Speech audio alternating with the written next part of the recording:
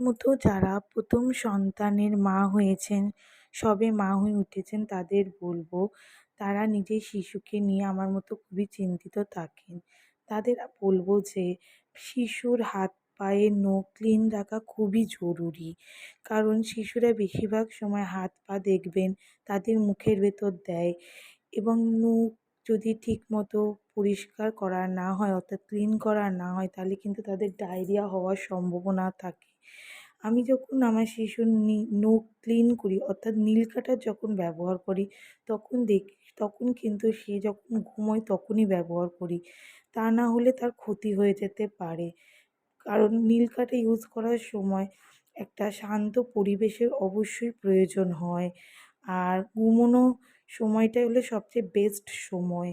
আর সে যখন ছোট ছিল আরও অর্থাৎ ৬-৭ মাস অবধি কিন্তু আমি নীল কাঠি ইউজ করিনি। তখন অটোমেটিক একরকম মেশিন পাওয়া যায়, যার মধ্যে বিভিন্ন ফাইল থাকে বয়স অনুযায়ী সেটা ব্যবহার করতে হয়, সেটা ব্যবহার করতাম।